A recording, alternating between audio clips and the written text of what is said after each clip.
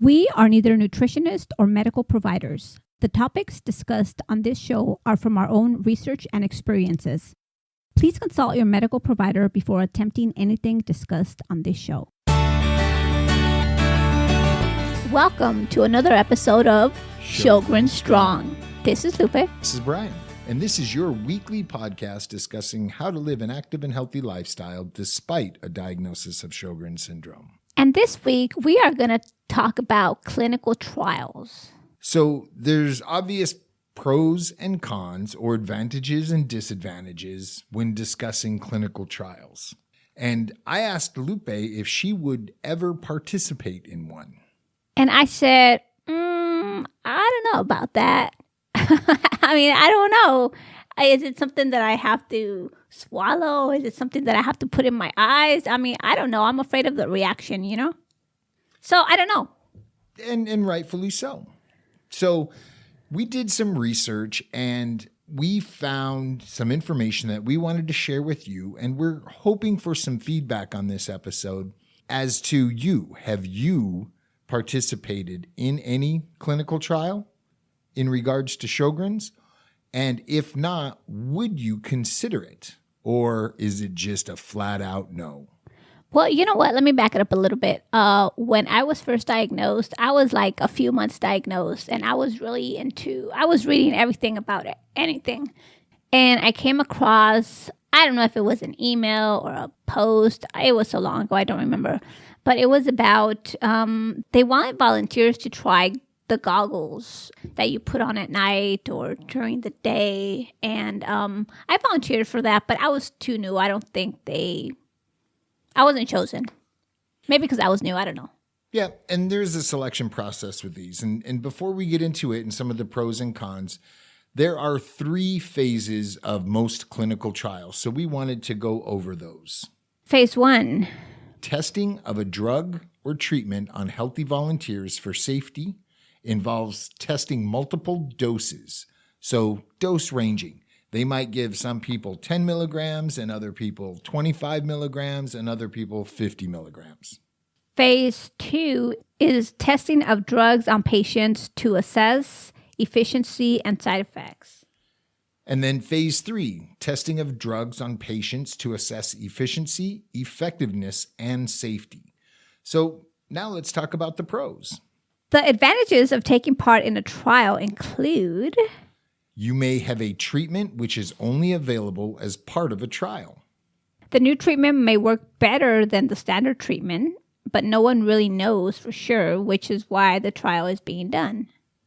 You could help to improve treatments for patients in the future. You may have more blood tests, scans, and other tests completed at no cost to you. You may have checkups more often and for longer than usual at no cost. Many people find it reassuring to have extra tests and appointments, but not everyone does. Only you will know for sure about what your feeling is. Do you want to take the time away from work to commit to this test or not?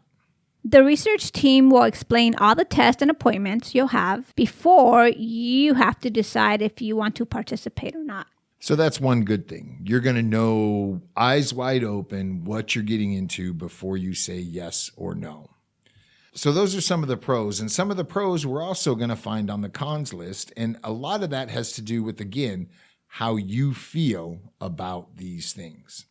So as with any treatment, you may have unexpected or serious side effects. So there is a big con. What are the side effects? Who knows? The research team will tell you what they know about the treatment so far and what they think the side effects will be. Risk is present with experimental treatments. Remember that every phase of trials and treatments have been carefully researched in laboratories before they're given to people. Phase 3 trials. The doctors know more about the new treatment, so there is less risk of having a harmful side effect. So, note to self, if you're going to volunteer for a trial, it's a little safer if you're volunteering for phase 3. Hey, that's true. That's what I'm taking away from this. But maybe you have to volunteer for 1 and 2 before you go to 3. I don't know. I've never done it. I don't know. Yeah, who knows? Can't really speak to it because I'm not sure. Maybe one of you will be able to answer that question for us. So other drawbacks include you'll probably have to do some extra paperwork. Everybody hates paperwork. You may have more blood tests, scans, or other tests. Which again can be a good thing. You may have checkups more often and for longer than usual. The extra appointments may cost you time. I thought you were going to say money. I was going to say, hold up, wait a minute. Some people find the extra tests and appointments make them more nervous, but some people find it reassuring. So again, everyone is different, and this is going to be how you feel about the extra poking, the extra prodding, the extra exams. Remember, the research team will explain all the tests and appointments you'll have before you decide to enter the trial. You know, I just saw my sister this last weekend, and I should have asked her a few questions because A, she's been an RN for 20 plus years. B, she's participated in a lot of different trials herself. None to do with Sjogren's, but she would have had some good insight. So maybe I'll talk to her and we can do a follow-up interview after we get your feedback. You know, this reminds me of an episode of 2.5 Men. When Alan, he's part of a trial or something, and then he gets blotches on his face and his hair fall off. I remember that episode. That was pretty funny. So again, you're going to have time with the research team.